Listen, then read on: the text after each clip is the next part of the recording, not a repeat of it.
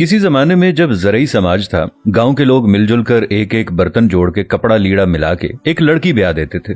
हर एक फर्द की तरफ से जो भी कुछ दिया जाता था वो बेटी या बेटे वाले की तरफ से बाजी होती थी, जिसका मतलब था कि आज हम दे रहे हैं, कल ये हमारे बेटे या बेटी की शादी पे हमें मिलेगी। ये एक तरह की कमेटी होती थी।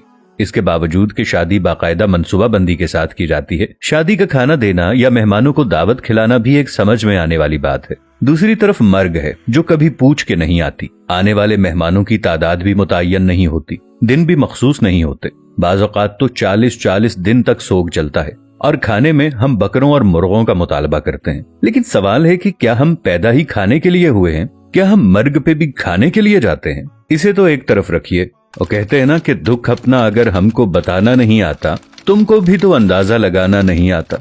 कुछ ख़वातीन किसी फातगी वाले घर भी जाएं तो वापस आकर इस तरह तबसरे कर रही होती हैं कि बेटी ने तो नया सूट पहना हुआ था, उसे तो दुख ही नहीं था। बहू तो ऐसे हंस हंस कर बातें कर रही थी जैसे उसकी देरीना ख्वाहिश पूरी हो गई हो। कोई ज्यादा रो रहा हो तो एतराज, कोई सब्र करके बैठा हो तो मसला, घर साफ हो तब तबसरा, साफ ना हो तब तनकीद। भाई तुम्हें किसने हक दिया है दूसरों को जज करने का? किसी का जूता पहनकर जब तक खुद नहीं चलते तब तक उसके चलने पर एतराज न करें। खुद तो 4 प्लेट बिरयानी तरावल करके डकार भी ना मारें और दूसरों पर ताबड़तोड़ हमले। खुदारा रहम करें, कम अज कम सोग में शामिल नहीं हो सकती तो बिला वजह उनकी इज्जत भी ना उछालें। ये वक्त सब पर हर घर में आता है और आना है। हमारे मर्द हजरात भी कुछ कम नहीं है। 2 लफ्ज ताजियत के तो ठीक से बोलने नहीं आते और सियासी थिएटर ऐसे सजा के बैठ जाते हैं कि फुतीदगी पर नहीं, इलेक्शन कैंपेन पर आए हों।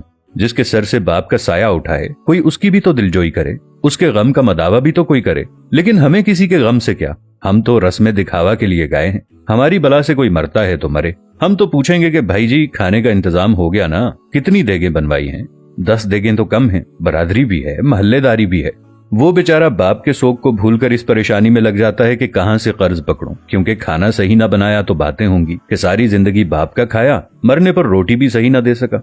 हमें सोचना होगा कि कौन लोग हैं हम। मुसलमान तो दूर, क्या हम इंसान भी हैं? आखिर अशरफुल मखलूकात का ताज पहनकर हैवानियत की सारी हदें उबूर कर जाना कहाँ की इंसानियत है?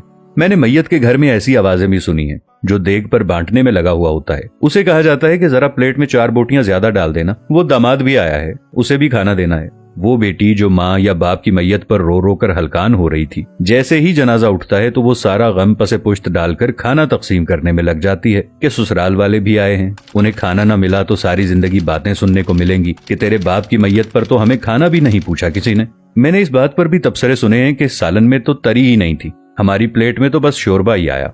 हम बहैसियत मुआशरा जालिम बन गए हैं। खुशियां तो कुजा, हमने मर्गों को भी अपने शरीके पूरे करने के लिए इवेंट बना लिया है। वो अकबर इलाहाबादी का शेर था कि जब मैं कहता हूँ कि या अल्लाह मेरा हाल देख, हुक्म होता है कि अपना नामाए अमाल देख। कुछ सवाल आपके ज़मीर के दरवाजे पर छोड़ रहा हूँ। क्या हम फुतीदगी के खाने का बाइकआउट नहीं कर सकते? क्या हम भूख लगने पर बाजार से खाना नहीं खा सकते या अपने घर पर जाकर नहीं खा सकते? क्या हम घर में ऐसा उसूल नहीं बना सकते कि खानदान में कोई किसी की फुतीदगी पर नहीं खाएगा? सोचिएगा जरूर। अब ये बात हम पर है कि इस बात को फैलाते हैं या महज ये वीडियो देखकर आगे गुजर जाते हैं। बात मुनासिब लगे तो एक लम्हा ज़ाय किए बगैर शेयर जरूर कर दीजिएगा ताकि इस्लाह का ये सिलसिला जारी और सारी रहे। जज़ाकल्लाह। मिलेंगे नई वीडियो के साथ, तब तक के लिए अल्लाह निगहबान।